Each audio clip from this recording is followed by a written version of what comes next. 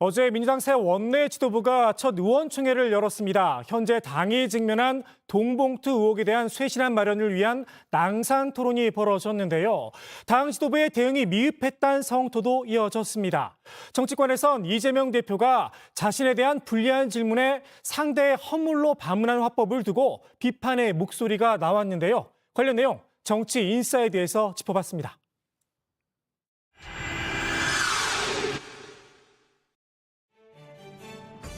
네, 어제 민주당의 의원총회가 열렸습니다. 새 원내 지도부 출범 이후 첫 의원총회로 3시간 가까이 난상 토론이 진행됐는데요. 이날 총회에서는 송기현 의원이 원내 수석 부대표로 인준됐고 이어진 자유토론에서 25명의 의원이 돈봉투 문제 등에 대해 토론했습니다. 어제 윤관석, 이성만 의원의 자진 탈당으로 이번 의총에서 돈봉투 의혹이 화두로 떠오를 거라는 건 이미 예상됐던 바죠. 결론은 두 분이 탈당했다고 끝날 수 있는 사건이 아니다. 지금부터 당이 어떤 조치를 취하고 어떤 모습을 보였는지가 중요한데 여기서 우리가 그냥 수사만 기다리고 어떻게 있으면. 진행되는지 바라본다면 꼬리 자르기다라는 얘기를 들을 거다. 구체적으로 어떻게 해야 되는지에 대해서도 상당히 이견들이 여러 가지가 나왔어요. 당의 엄정한 태도가 필요하다는 성토가 이어졌다고 합니다. 앞서 당내에서는 돈봉투 의혹 리스트에 오른 이들에 대한 진상조사가 이루어져야 하는 것 아니냐는 주장이 이어졌습니다. 169명 의원, 전원에 대한 전수조사가 필요하다는 목소리도 있었는데요. 이에 대해서는 셀프 조사라는 비판이 나올 수 있기 때문에 검찰의 수사에 따라서 대응하는 방안이 검토된 듯합니다. 정당이 하면 셀프 조사 아니냐라고 먼저 비판들이 많이 있어서 이것은 실제로 저희들이 조사의 한계도 있고 해서 이것은 이 사법당국의 조사가 진행되는 대로 그에 적극적으로 바로바로 이렇게 즉각적 대응을 하는 것이 차라리 낫겠다 이렇게 본 겁니다. 아마. 돈봉투 의혹에 대한 당 지도부의 대처에 대한 성토도 이어졌다고 하는데요. 이에 대해서는 이재명 대표 본인의 사법 리스크 때문에 제대로 대응을 못한 거 아니냐는 비판도 나온 바 있습니다.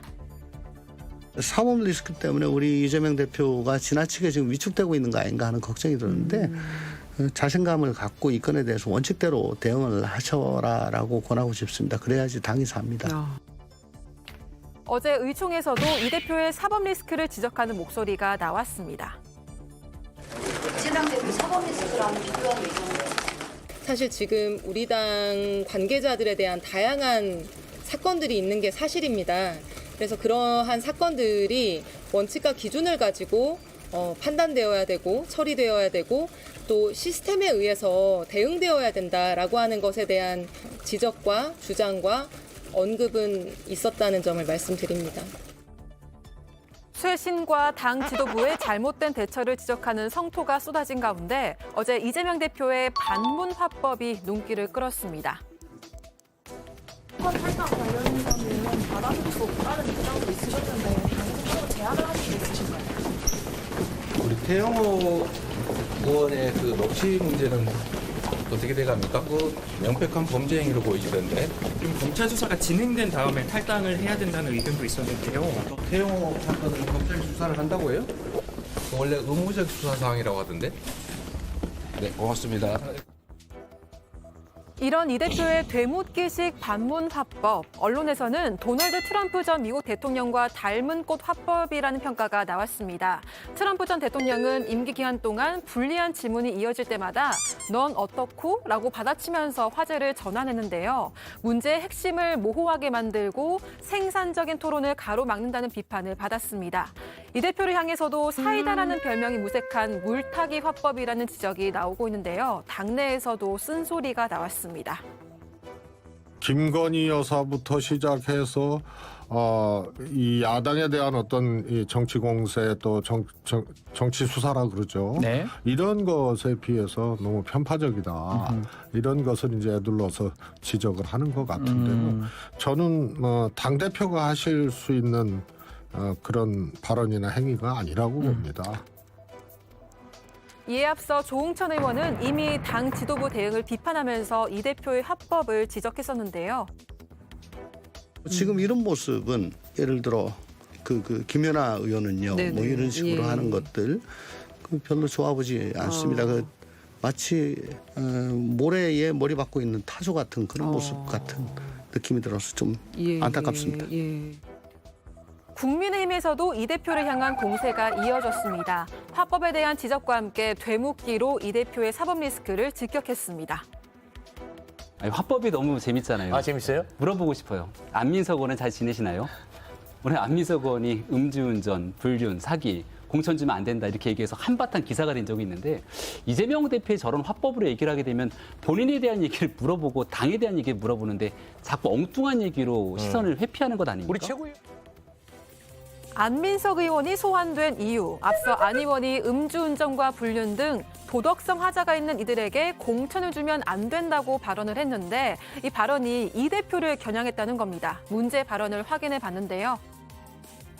또 지금 제 주위의 지역 보면은 음주운전 전과자나 사기 전과자, 심지어 불륜을 저지르고도 남의 가정을 파괴한 그런 분들도 선거에 앞으로 출마하겠다고 주민들에게 행세를 하고 있거든요. 자, 이런 사람들은 당 근처에 얼씬도 못하게 해야 되는 것이죠. 민주당의 도덕성 해이를 지적하면서 도덕성에 하자가 있는 사람들은 당원 자격 자체를 박탈해야 한다고 주장한 겁니다. 당이 부패 척결에 대한 도덕성 회복 의지를 보여줘야 한다는 건데요. 당 전반에 언젠가부터 도덕성이 해이해져 있는데 이것을 재무장하는 그런 이제 계기로 삼기 위해 가지고 도덕적 하자가 있는 사람들은 어떤 출당시키거나 당 근처에 얼씬도 못하게 하자. 두 번째로 지금 말씀하신 이번 동봉투 사건 관련자들 있지 않습니까? 여기에서 대해서도 언론에 해자된 당사자들에 한해서 저는 일단 자진 출당을 권유를 하는 게 맞다고 봅니다. 하지만 이 도덕성을 두고 이재명 대표의 사법 리스크도 해당되는 거냐라는 질문에는요. 돈봉투 의혹과 이 대표의 사법 리스크는 별개라며 구분을 짓는 모습을 보였습니다. 오히려 당 지도부 사퇴를 얘기하는 소수 의원들을 겨냥해서 비판했는데요. 이 돈봉투 사건하고 사법 리스크하고는 이제 별개로 이제 구분해야 되지 않겠습니까? 그래서 특히 동봉투 사건 계기로 이재명 사퇴해라, 이재명 사법 리스크 있으니까 사퇴해라라는 이야기에 제가 동의할 수 없다는 것이고요. 당내에서 지도부 사퇴 이야기를 하고 계시는 아주 소수의 의원들이 계신데요. 아니 그분들은 윤석열 정권과 싸울 생각은 하지 않고 이재명 대표하고 당원들하고 싸우는 이런 분들은 참 저는 정체성이 좀 의심스럽고요. 본인이 의도했던 바와는 다르게 이재명 대표를 저격한 모습이 된 겁니다. 국민의힘 장해찬 최고위원은 이를 놓치지 않고 비판했습니다. 음주운전, 사기, 불륜 모두 이재명 대표를 콕 짚은 용기를 높이 평가합니다. 이렇게 대놓고 이재명 대표 물러나라고 주장하실 줄 몰랐습니다. 오선 중진의 용감한 선언에 민주당 젊은 의원들도 동참할 거라 믿습니다.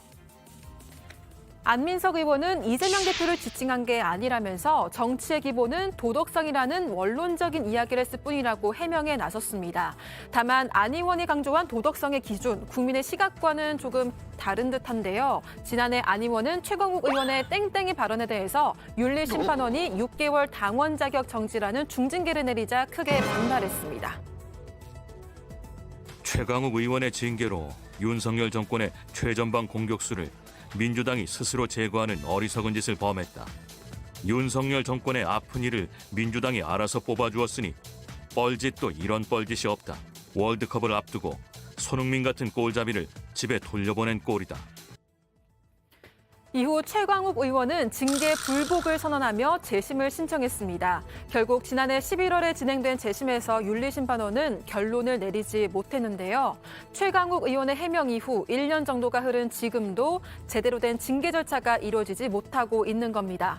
어제 박광원 원내대표는 첫 의총을 진행한 뒤 대국민 사과와 함께 다시금 쇄신 의지를 밝혔죠. 이를 위해서는 당이 직면한 문제를 두고 정무적인 판단에 따른 말 바꾸기 그리고 상대를 겨냥한 되묻기에 그치지 않으려는 노력이 필요할 것 같습니다. 강제 수사권이 없어서 조사를 안 하겠다고 하면 그럼 학교에서는 어떻게 학생들 잘잘못에 대한 부분은 따지고 책임을 묻고 이런 걸 합니까? 어떤 문제가 드러났다 그러면 그 문제를 진상규명을 위해서 최선의 노력을 하고 드러난 사실에 대해서 당사자들에서 책임을 묻든지 무고함을 밝혀주든지 뭐 이렇게 하는 노력이 자체 정화 기능이 있는 게 기본이죠, 기본.